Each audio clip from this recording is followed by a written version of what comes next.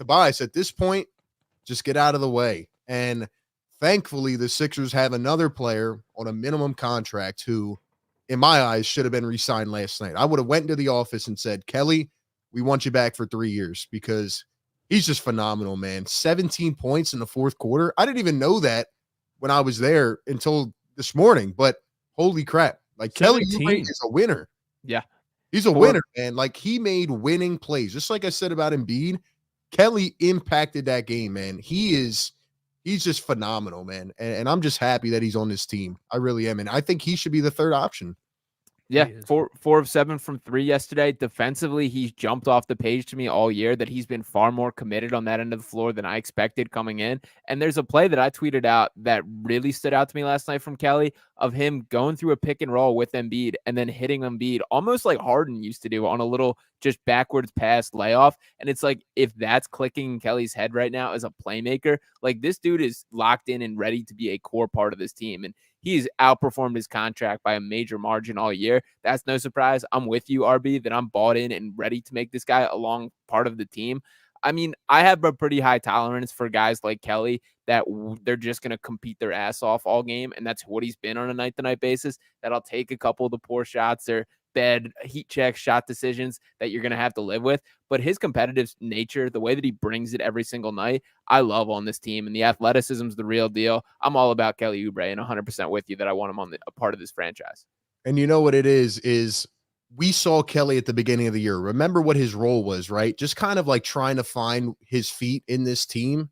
And the recognition for him to come out with Embiid out and say, you know what, even though I'm not the guy that should be stepping up, let me go put up 25 to 30 a night. Like, I have so much respect for a guy that's willing to put his body on the line like that, who's not even extended long-term. Like, he's playing for a contract, and maybe that kind of feeds into it, but like just the competitive nature to recognize that and say, I'm going to be the guy. Like, he's just awesome, man. And I hope they keep him around long-term.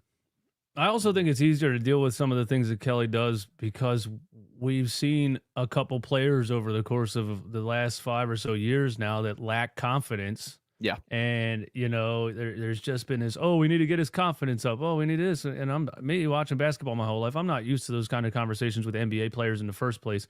So you see a guy like Kelly Oubre, and when he chucks a 35-foot heat check, you're like, I like that. I appreciate that you are that confident, that you are like, I'm shooting this shot.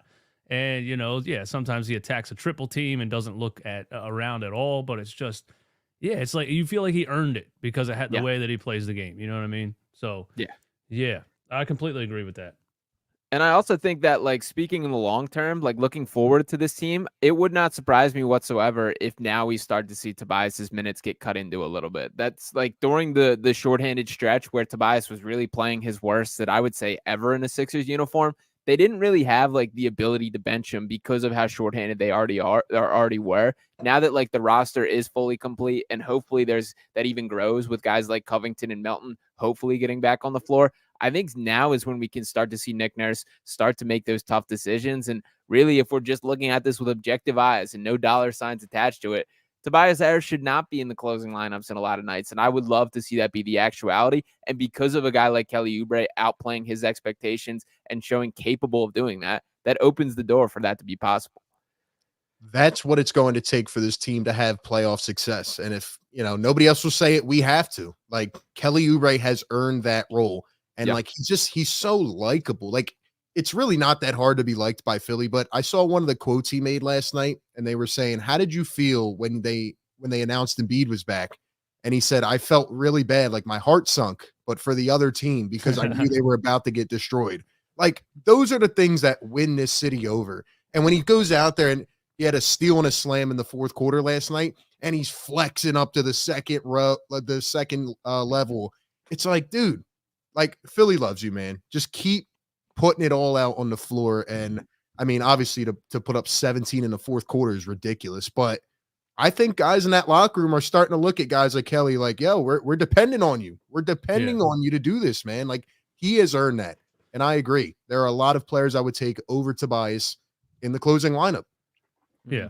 A city like Philly just really, really respects underdogs and guys with a chip on their shoulder, and you know, the hungry dogs run faster mantra of Jason Kelsey.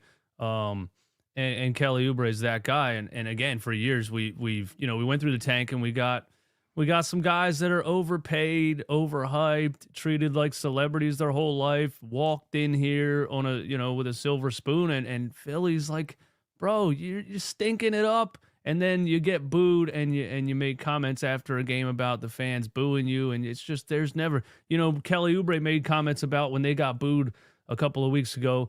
And he was like, dude, they were about to boo us out of the building if we didn't pick it up. I'm like, exactly. He understands why they were getting booed. It's not that hard to grasp. And guys like, Bryce Harper and Jalen Hurts have had the same kind of quotes about the team being booed. Like, we were playing like shit and they started booing us. There's no, he's just one of those guys that gets it. He gets what Philly wants. Just compete, play hard.